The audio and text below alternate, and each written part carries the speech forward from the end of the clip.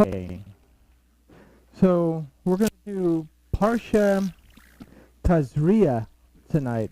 Tazria is a word that means conceived. We'll talk a little bit more about it here in just a second.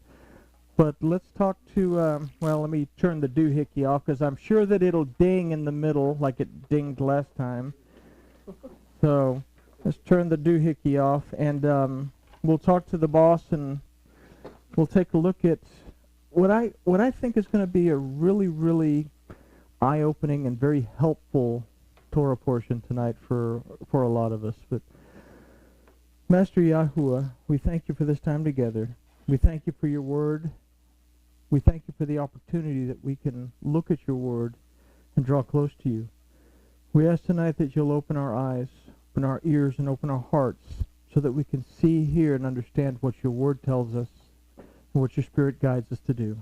In the name of Yahshua, amen. All right, so the Parsha is Tazria, and we find this Torah portion in Vayikra, or Leviticus, chapter 12.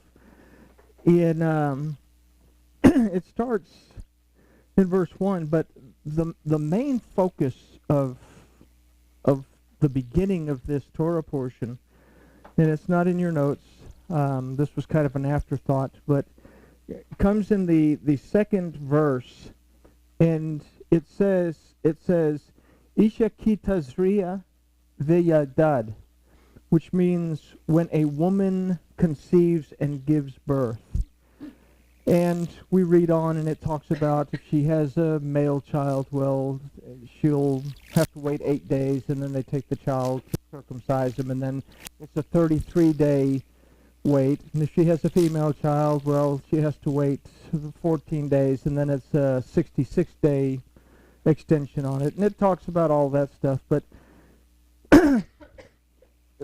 we don't really give a whole lot of thought to ideas of when a woman conceives and gives birth. And if we read that from the Hebrew, once again, we say, Isha ki tazria veyalda. And we say that Isha is a representation of our spiritual side. Tazria is a word that means not just to conceive. It comes from its roots, zera. It means to produce, to be productive. So when our spirit is productive, it brings forth fruit into our lives. And the idea of giving birth in the Torah is likened to a growing intensity in our relationship with Elohim. So things to keep in mind, but we consider Tazria as well. When we look at the word Tazria, just right here, and this is going to play into what we're considering in this Torah portion. When we look at Tazria as a word, we see it starts with an ayin that gives us an idea of perception. Perception, okay? Our being able to perceive Yod, the truth, power, and the ability of Elohim in our lives, as well as Resh, the authority of Elohim in our lives that comes through. This is the Zion that represents his word, that represents the protection, the nourishment, and the rest that we receive from it. And all of this is packed into a covenant. So it's our ability to grow and be productive and bear fruit within a covenant with Elohim. But Tazria is that thing that gives us life. Now, if we consider the word zera, the first time that we see zera in the Torah is in Bereshit 1, in Genesis chapter 1, where Elohim tells the animals, basically, to be fruitful and multiply, and he tells humankind to be fruitful and multiply. But zera, just like Tazria, it's the root of Tazria, it means to be fruitful and to multiply. So it's to bear fruit. So these are very important ideas that we get in this first part of this Torah portion. But what we're going to consider tonight is the other side of that, because we're going to consider verse 13 tonight, and not the whole verse, but we're going to specifically consider the second verse of verse 13, which will tell us basically everything that the entire chapter is going to tell us. The opposite of Tazria is Zaras. Zaras, that means leprosy. Zaras means leprosy. That when we read this, we read it as a story and we say, okay, well, these people have leprosy, and they go to the priest and they show them, and they have to go hang out for 7 days in isolation, and if it doesn't change, well, the priest looks at it again, they go back, and we read Leviticus, and we get very bored reading Leviticus because people say Leviticus is a boring book. But the thing is, Vayikra is telling us something very, very important. Zaras, leprosy, is the opposite of Zaria. Zaria is to bear fruit. Leprosy is a representation of a spiritual condition that affects our ability to bear fruit. Leprosy, that instead of bearing fruit, we begin to die spiritually. We begin to fade away. According to the Rambam, this is Rabbi Maimonides from medieval Spain. He said that Zaras finds its root in what's called Lashon Hara. Lashon Hara is what we would call gossip, idle gossip, evil gossip. But the idea of that can be transmitted even farther, that it's bringing into our lives negativity, bringing into our lives negative thoughts, negative speech, that also begins to cause us to break down in this state of Zaras. So, now that I've almost gotten through all the extra curricular notes here, leprosy as a disease affects the nervous system. It basically causes people to lose sensation of their nerves. They don't feel pain. They don't feel emergency pain, which is what causes us to pull our hand away from the fire when it's hot. In ancient times, a lot of these people died from infections because they would cut themselves or hurt themselves, and they wouldn't recognize that they did it. So it affects the nerves. Something else that leprosy affects is it causes the fluids in the body to actually begin to dry up. And this causes the internal organs not to function like they should. It's a bacteria. And as a result, people get scars that form. People's organs don't fall off. Their hands don't fall off. But when we think about leprosy, what we're going to see is we're all thinking right now, okay, this is a physical leprosy. Leprosy also causes the fluid in the eyes to dry up. So people, their eyelids can't close, and because of that, they go blind. It causes a lot of problems. In our spiritual side, spiritual leprosy causes a lot of problems when we allow stress and strain and all this other stuff into our lives. It does the same thing. It affects our nerves. It causes organ problems. It causes disease. So our Parsha is Tazria, but it says, how is your immune system? Now, this Torah portion, we're going to consider the topic of leprosy. Now, in Torah, leprosy is a type for or a representation of sin, but what we're going to find in this Torah portion is that it doesn't only affect the physical person, but it also affects the garment that a person wears, the garments that a person wears. Leprosy doesn't simply have to mean sin. It can also be caused by our unbelief or by our allowing the day-to-day issues to infect us. In other words, worry, anxiety, depression doesn't always have to be about sin. We can turn to other things.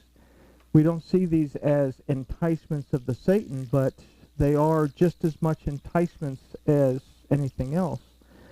So we are what people see, and they see what we present to them from us, and we'll re-examine that in a minute. We can be contagious for good or for bad. Now, leprosy as a disease, as a physical disease, is not contagious to 95% of the population, but it is transmitted through the air. Spiritual leprosy, on the other hand, we can reverse that because 95% of the population or more has spiritual leprosy of one way or another. So we have to take a look at things from a different perspective. But we come to verse 2 of Vayikra 13 that says, when a man shall have in the skin of his flesh a rising or a scab or a bright spot, and it become in the skin of his flesh the plague of leprosy, then he shall be brought unto Aaron the priest, or unto one of his sons the priests. So that's a lot said in this little verse, and we say, well, how can you explain to us what the entire chapter is saying from this one verse? Let's consider something very important in this verse, and it would be something that we would otherwise overlook. It says, when a man, okay? The word for man here is Adam. So Adam is not necessarily the guy named Adam. Adam is a word that's used to denote humankind, both male and female. But in order to understand what this is telling us, we have to understand what Adam is. We are all Adam. But we have to understand what we are in order to understand the seriousness of what we're going to talk about. Adam, as a word, if we look at Adam, we're looking at it as a... You need a pen? Oh, okay. We look at Adam. We look at it as the Dalet, first of all. The Dalet represents a door. So it's a doorway between Yahuwah Elohim and his word in Mashiach. Now, if we say that the anointing of Yahuwah dwells within us and surrounds us, that we are in Mashiach, basically, and that the word dwells within us, then we say that the spirit of Yahuwah, the Ruach, can enter through that door and ignite this anointing to bring out the light of the word. But what happens when in Adam this door starts to get obstructed? We got to consider Adam from a different perspective as well. Okay, so we say that we are a doorway between the Ruach of Elohim and Mashiach and the Word that allows us to walk with Elohim in our lives, that allows us to make the right decisions, that allows us to not freak out, space out, and wig out whenever a problem hits us.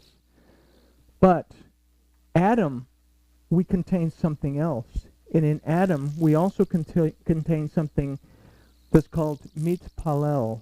Mitpalel is our ability to perceive, to discern, to use good judgment, and to communicate with our Elohim.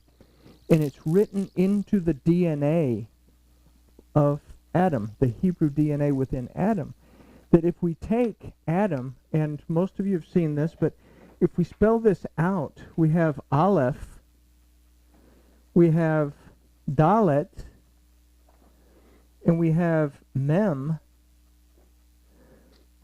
that if we take and spell out Adam again,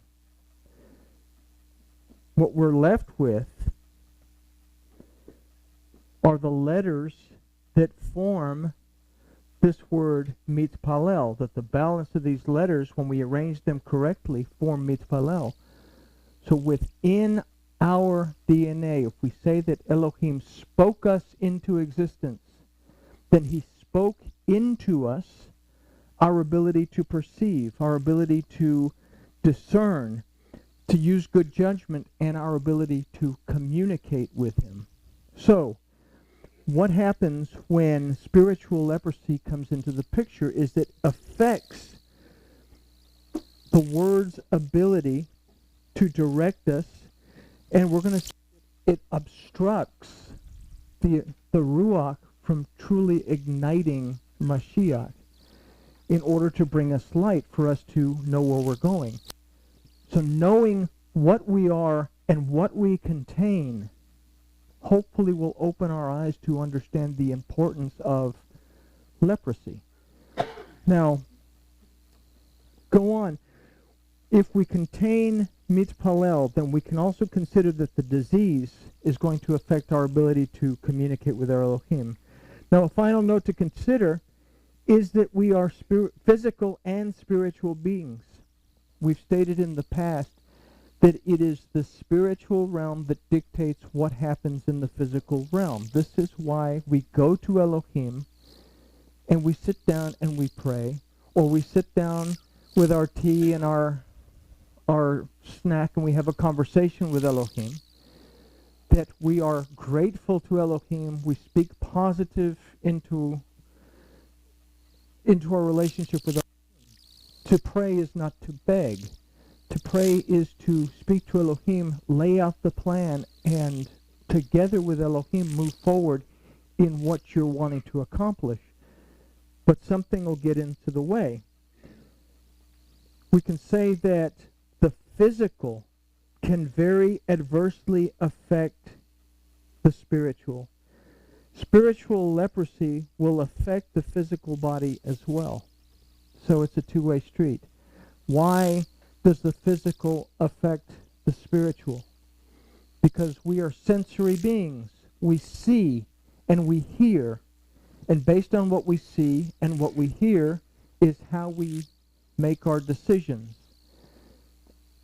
And if we see and we hear and we don't have any input from something greater than ourselves, then we tend to sometimes make decisions that we regret down the road. But also we see and we hear. We see things that are happening. We hear bad news. We are the go-to person for everybody's problems. And what happens is that the stress, I'm not just talking about Tree, I'm talking about all of us. Okay? Everybody's looking at me kind of funny, but stress begins to wear on the body. I spent 2.5 years in the hospital because of stress that wore on the body. So it can cause a lot of very, very serious things to happen to us. So spiritual leprosy is something very serious for us to consider. Now, from there, the next two words in this verse that we need to consider is ki yeh, meaning when shall have. The word ki is used in this phrase for when, but it's also a word that issues a choice, as it also means assuredly, as well as to be doubtful. It is here that we have to make the choice to allow the leprosy into our lives or not. And if we consider what Yahshua told Kepha, what Yahshua said to Peter at Matthew 16:19, he said, "And I will give you the keys of the kingdom of heaven, and whatsoever you shall bind on earth shall be bound in heaven, and whatsoever you shall loose on earth shall be loosed in heaven." And we really need to understand this concept.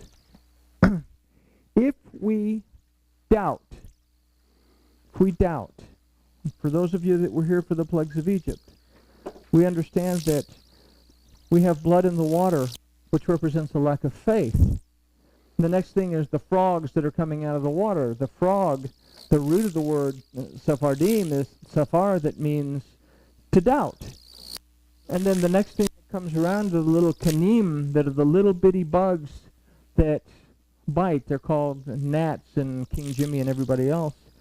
But the root of kanim, that little bitty bug that bites, is kana, that means the root of a giant tree. So we see what doubt begins to do. That when we don't have faith and we start to doubt, little things become big things.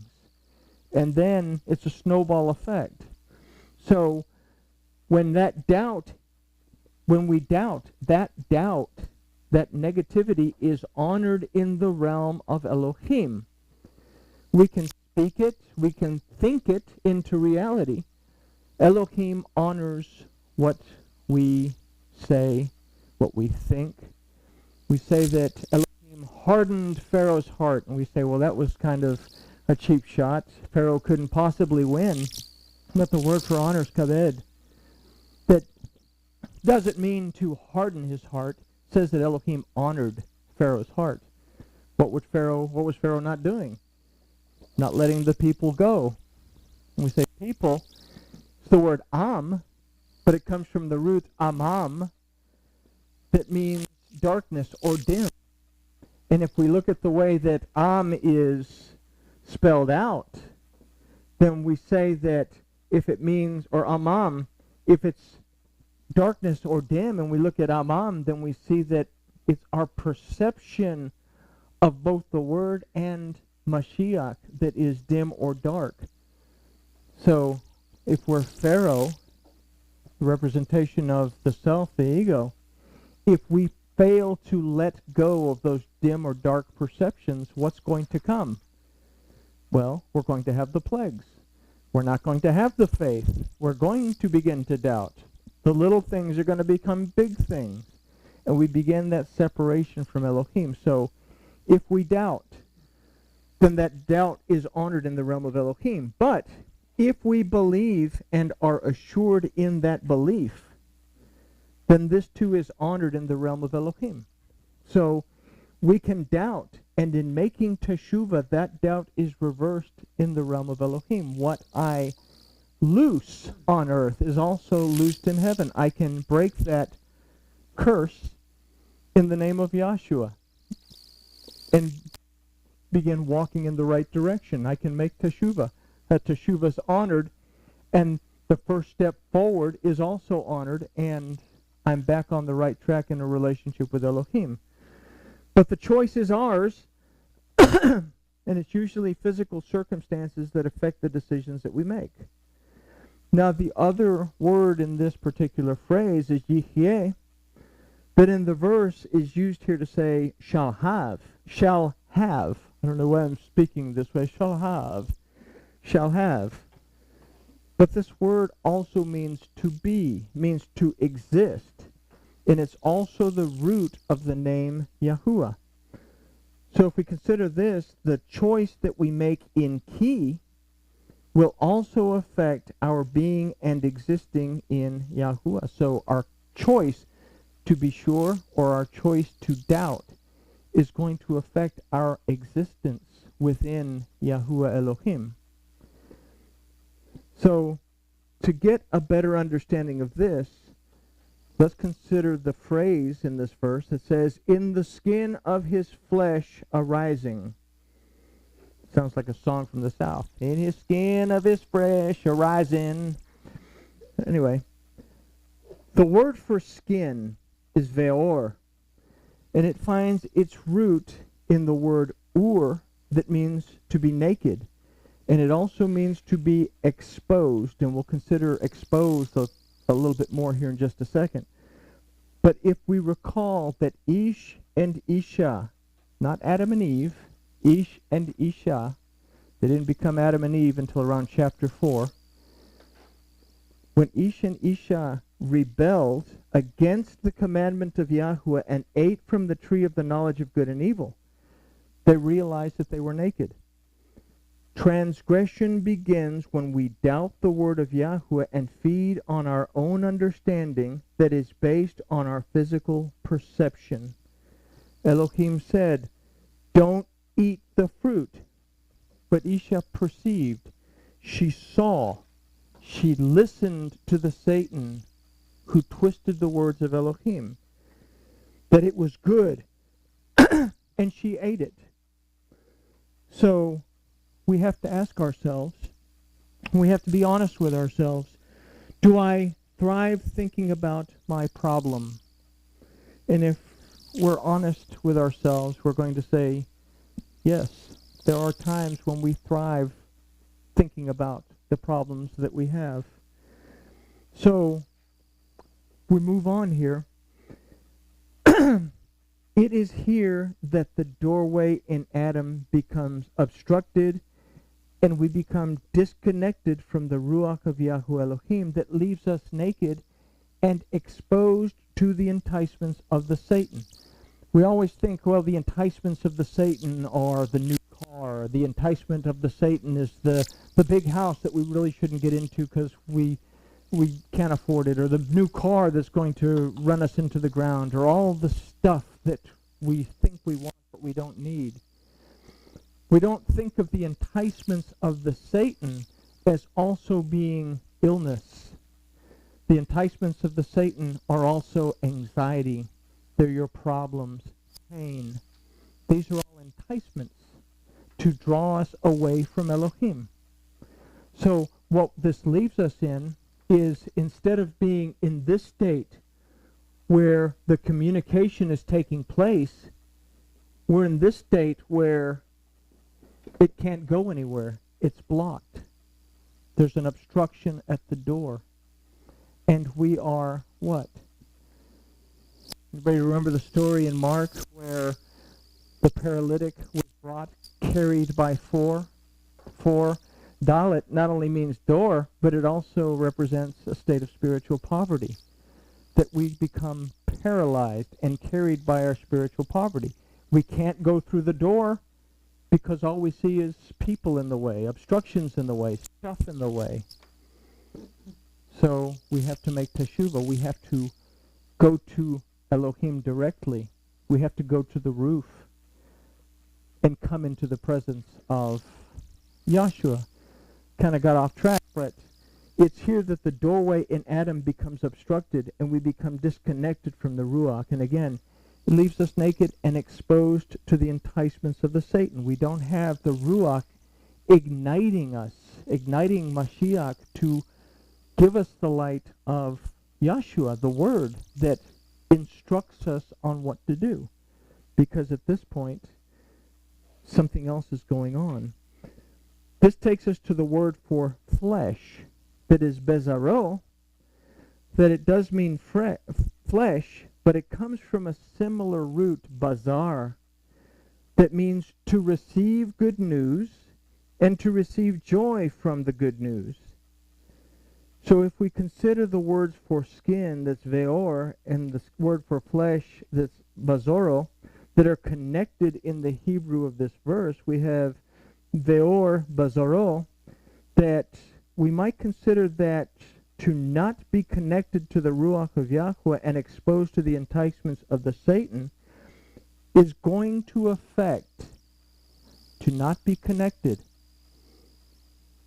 the doorway obstructed, is going to affect our ability to receive bazar, good news and joy from that good news. The root of bazar, or the root bazar, is the root of the word bazora. And it's in the bazora that we find the message concerning Yahshua. That's the redemption, deliverance, and restoration that comes from Yahuwah. So here are the effects of this spiritual leprosy, that if we allow it to infect us, it is going to keep us from paying any attention to the good news, the restoration, redemption, deliverance that comes from Yahuwah. We allow ourselves to be naked and exposed. So, let's see, where were we? These are the effects of leprosy if we will allow it to infect us. So we consider the next word for rising, that is se'et. This word means to swell, but it also means dignity, to be exalted, to be accepted, to raise oneself up. The root of this word is nasa, or nasa, that means to lift up, to carry, to support, and to sustain. And these all sound pretty good, but as in all things, there's a choice to be made here, in that this word, nasa, also means to accept or to cast away. So if we consider the one definition, that one of the definitions of Seh is to raise up oneself, then we have to consider the two options here, that being to allow our Elohim to raise us up by and through Yahshua, or to reject